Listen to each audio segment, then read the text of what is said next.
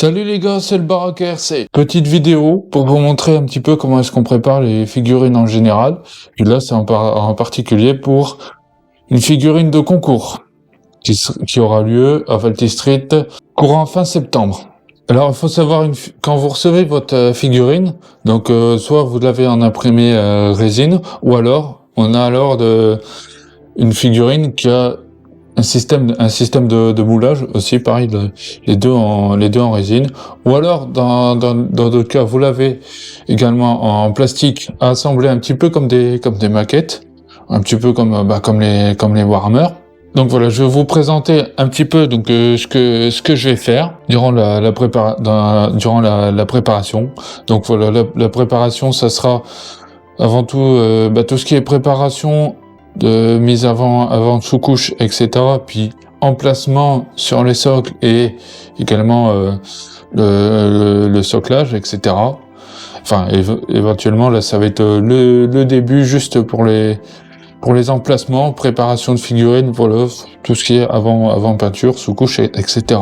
Ce que vous aurez besoin, c'est d'un petit scalpel comme ça. Vous aurez besoin également d'une pince. Voilà, d'une pince à maquette. Bon là, celle-là, elle est en très mauvais état. Mais bon, généralement, celle-là, j'utilise pour quand c'est du dégrappage, que t'as pas besoin d'être précis. Mais généralement, j'ai une autre pince et puis bon, faudrait que je la retrouve. Vous avez également des petites limes comme ça, des petites limes à maquette qui peuvent être très pratiques pour des cas quand vous avez par exemple de la grosse épaisseur à retirer pour le lignage ou même le lignage. Si vous voulez, bon, j'y reviendrai un petit peu. Il existe également des petits papiers ponce avec une mousse à l'intérieur. Ça par contre c'est l'idéal pour faire vraiment la finition. Ça c'est le top du top. Alors pour les figurines en imprimé, donc voilà, soit on les reçoit donc comme celle-ci. Donc là, elle a été bien imprimée, on le voit bien parce qu'il n'y a pas de lignage. Donc de ce côté-là, voilà, c'est des choses à voir. Il y a un petit peu de crotte un petit peu par-ci par-là. Mais celle-là, je pense qu'il y a quelques endroits à part ici où je vais les garder, parce que justement ça te fait un joli poil très sympa. Ou alors vous l'avez en figurine. Donc là, je montre une autre. C'est une figurine, ça va être une figurine de jeu que je vais peindre bien plus tard. Et là, c'est juste histoire de vous montrer à quoi vous attendez pour deux types de figurines. Du moins deux types de fabrication de figurines. Donc voilà, sur Bonnie Heart, là ici c'est un assemblage par moule, c'est-à-dire que on a un moule séparé en deux ou en trois, qui vont venir remplir de résine, et puis ensuite, ils vont venir faire un assemblage assez précis là-dessus. Donc forcément, là ici, on a du lignage, juste là. On a aussi, voilà, tout ce qui est des petits restants un petit peu par-ci par-là. Parfois aussi, il faut resculpter un petit peu. Par exemple, ça peut être au niveau des mains, ça peut être au niveau des cheveux, mais en vrai, là, cette figurine-là, elle est magique. Et là, de ce côté-là, j'avoue que TGC, ils se sont bien améliorés. Voilà, et puis souvent, il reste par exemple des tiges comme ça, voilà, des petites tiges de moulage. N'hésitez pas, par exemple, le récupérer. Ça peut servir notamment pour vous faire par exemple des armes, etc. Toutes ces petites choses-là, ou alors ça peut faire des supports pour bien d'autres choses. Alors, ce qu'il faut savoir, dans un concours de figurines, on va être jugé déjà sur le thème abordé. Là, en l'occurrence, ça va être sur le thème fantastique en général. On va être jugé également sur la technique, sur toutes les techniques qu'on a utilisées. On va être jugé par la lisibilité. Alors, ce que je veux dire pour la lisibilité, c'est en un mot, on a toujours en gros qui est la base. Le but, c'est d'essayer de raconter une petite histoire à travers notre figurine. Et généralement, si l'histoire elle est bien claire, en vrai, ça reste un bon point positif pour les jurys. Donc voilà, c'est les gros points principaux. Alors ce que j'ai choisi, puisque là il faut un socle à la limite qui défonce tout, je me suis dit bah là autant voir un petit peu les grands moyens dessus. Alors ce qu'il faut savoir que pour le socle on fait un petit peu ce qu'on veut. Alors soit on fait notre propre socle, on récupère par exemple des bouts de tronc ou tout ce que tu veux. Il y a tout en gros qui peut servir de socle. Donc je vais inscrire ma figurine en tant que diorama, enfin dans la partie diorama en catégorie débutant. Pourquoi ? Parce que à partir du moment où on inclut plusieurs autres objets, là c'est ce qui va se passer. Pour mettre en valeur la figurine et pour essayer d'un petit peu mieux raconter un petit peu une histoire. Donc ça se fait un petit peu comme avec la photographie, ni plus ni moins. Là, je vous présente le socle en question, qui vient de chez Artibois, qui est un professionnel pour la fabrication de socles de concours. Celui-là, j'en ai eu à peu près pour 17 €. Alors c'est clair, sur le coup, ça fait un petit peu cher. Mais franchement, quand on voit le résultat du socle, enfin la base du socle, elle est juste exceptionnelle. Je vais inclure également donc la hyène, une hyène de base que je vais placer ici. Donc ce sera pas ma pièce principale. Et là, par contre, je vais inclure ma pièce principale. Je vous présente donc c'est une figurine de Carnage. Je me rappelle plus du nom, mais il faut savoir que dans lors de Carnage, celle-ci a la capacité de ressusciter les morts d'anciennes batailles, pour ensuite qu'elle se batte pour la faction dont elle y est. Donc là, il faut savoir que là, c'est les Fang. Et les Fang, c'est tout simplement des hyènes. D'ailleurs, je vous conseille fortement pour ceux qui veulent, de s'intéresser à ce lore-là qui est vraiment assez addictif, j'avoue. Et pour l'instant, ils en sont à peu près 3 bouquins. Mais après, en général, c'est plus par le jeu en lui-même que ça se différencie de pas mal d'autres jeux. Donc celle-ci, elle va être placée au centre, voilà, à peu près là, ici, comme ça. Sa main, elle sera juste au-dessus de la hyène. Bon, vous verrez un petit peu pourquoi. Donc là, je vais foutre un petit bout de pâte à fixe. Bon, je le place un petit peu au pif, hein. Le but, c'est que vous ayez un petit peu une idée de ce que ça va rendre. Surtout durant les concours, j'ai mis en place à peu près comme ça. Faut pas hésiter à user de techniques de peinture, également, même aussi d'assemblage, etc. Parce qu'on va être jugé sur ça, par rapport à ce qu'on va faire. Donc il faut pas faire trop simple non plus. Mais il faut faire par rapport par rapport à nos capacités. Donc là, imprimé par Valty Street également pour la hyène, qui est imprimé là-bas. J'ai fait imprimer j'en ai eu pour le tout, allez, à peine 13 €. Et en plus, on a pu imprimer également une autre figue, enfin une autre petite sorcière. Hein, mais qu'elle n'est pas pour moi. Donc voilà, je vous présente donc 4 crânes de hyène. Voilà, que je vais dispatcher un petit peu dans les trous du socle. Alors ce qu'il faut savoir, que celle-là, je vais seulement les coller parce qu'il se trouve que c'est tellement fin. La matière, il y a tellement peu de matière que il n'y aura pas de perçage, etc. Parce que c'est beaucoup trop fin et ça risque de les casser. Donc là, ce sera collage direct. Mais ça va être assez délicat, parce que faut pas que la colle, enfin, faut pas qu'on voit les traces de colle, ni plus ni moins. On a donc 2 fantômes d'animaux, donc dans des anciennes batailles. Voilà, on a un oiseau et un lion. Donc pour l'instant, il n'y a pas encore de faction d'oiseaux, mais bon, rien n'empêche de faire tranquille. Par contre, on a également une faction des lions. Il y a une partie aussi en guilde noire, et l'autre guilde, je me rappelle plus du nom sur le coup. Donc voilà, je me suis dit que ça pourrait super bien matcher par rapport au thème que je voudrais avoir.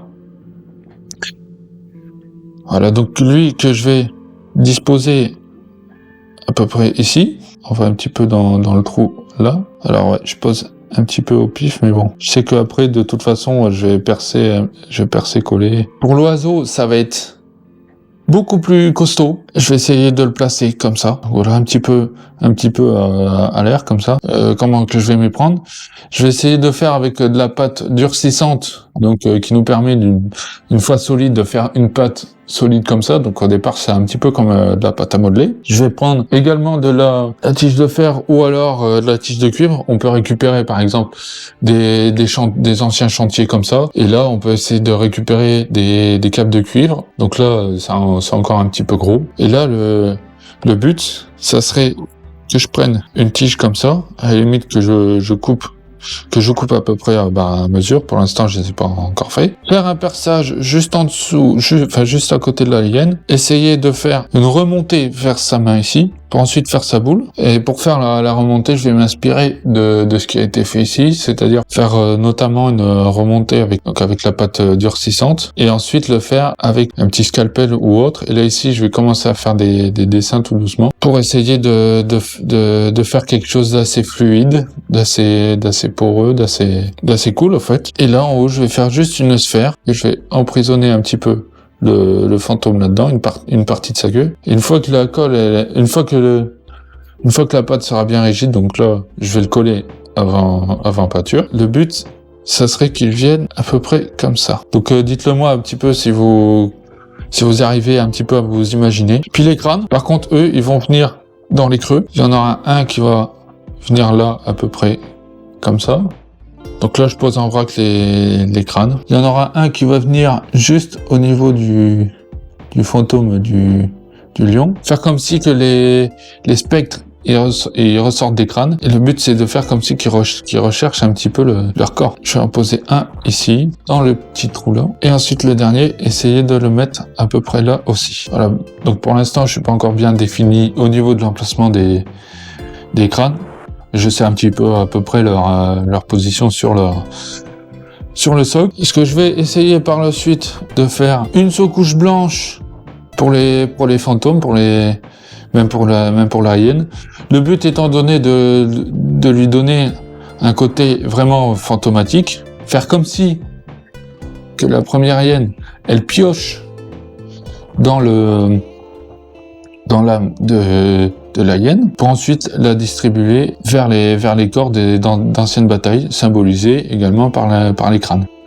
Et donc là, je vais essayer de faire pareil un petit support là, et éventuellement en refaire un qui part du même point, et puis qui va rejoindre le quatrième crâne. Et là, par contre, pour symboliser le fait qu'elle prend une partie d'âme, je vais essayer de faire avec du fil de pêche un petit collage sur chaque doigt, puis ensuite qui rejoindra la hyène. Donc là, je pense que je le ferai après peinture des deux, donc ça fera partie de la finition. Faire comme pour donner cet effet un petit peu d'arrachement. Et là, par contre, que je vais essayer de faire également avec de la résine UV. Donc bref, il y a encore beaucoup de boulot. Je verrai bien au niveau des corps, donc je me laisse toujours un petit peu de marge. Au niveau des corps, il existe de la texture. Enfin, on peut le texturer, on peut faire un petit peu ce qu'on veut. Dessus, mettre un petit peu de la caillasse, etc.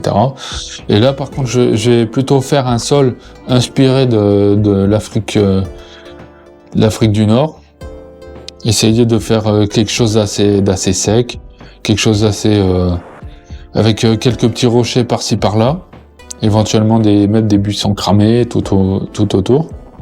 Essayer de faire également ce qu'on appelle un OSL. Donc un OSL, c'est tout simplement comme là les fantômes, ils sont un petit peu lumineux. Faut savoir que ça se répercutera également dans son environnement, puis ça se répercutera également sur la jambe ici. Alors, voilà, sur les jambes ici, sur les deux côtés, il y en aura un qui va venir, comme ici on a le photome ici, qui va venir là, sur l'autre partie de la jambe. Il y en aura un qui sera sur la main droite et la main gauche. Étant donné que là ici je vais faire après une structure, alors je sais pas, est-ce que je la fais en cours de vidéo ou je verrai bien, ou alors est-ce que je le fais à côté. Et puis il y aura un OSL, donc comme je vous l'ai dit, ici, qui va partir de là jusque là.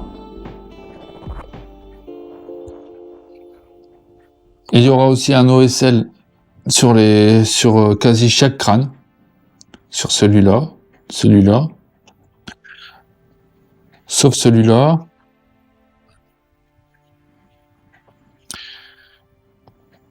Et sauf sur celui-là. Donc voilà, sur deux, à la limite 2 sur les 4. Voilà. Donc c'est à peu près ce que je prévois de faire sur cette figurine. Enfin sur ce mini diorama. Alors je vais mettre tout ça de côté. Hop. Donc pour commacher, donc surtout bien regarder à la lumière si vous voulez, même avec une lampe, comme ici. Voilà, ne pas hésiter à s'aider d'une lumière, surtout c'est très très important. Donc voilà, qui va nous permettre de voir éventuellement des défauts de lignage, etc. Donc là, il a été très bien imprimé, donc en vrai il n'y a pas grand chose à faire sur celui-là. Contrairement à la Bonnie Heart, où là par contre, il y a eu beaucoup plus de boulot. Il faut savoir également que ma sorcière Carnage, et ben tout simplement là, j'ai déjà préparé, etc. J'ai déjà percé, etc. Donc au niveau des pieds. Donc voilà, surtout ne pas hésiter à percer, tout simplement pour rigidifier. Et là après, on vient tranquillement gratter donc tous les restants d'impression, notamment ici. On y va avec le plat, voilà, et on vient gratter tout doucement au niveau des petits restants d'impression, parce que il y en aura toujours un petit peu, donc c'est normal. Mais après, généralement, on y va au départ avec le scalpel, et puis après, on y va avec le ponçage. Alors surtout, je conseille de bien vous attarder dessus, parce que également vous serez jugé par rapport à la propreté de votre figurine ou de votre diorama. C'est-à-dire que si ils voient un défaut, par exemple comme celui-ci, juste là, il est très très léger. On voit encore un très très léger lignage. Bon, en vrai, c'est 3 fois rien. Et pour ceux qui veulent se renseigner un petit peu plus, je vous conseille de voir les Golden Demons de chaque année, notamment ceux de 2023. C'est tout simplement le concours des meilleurs peintres au monde.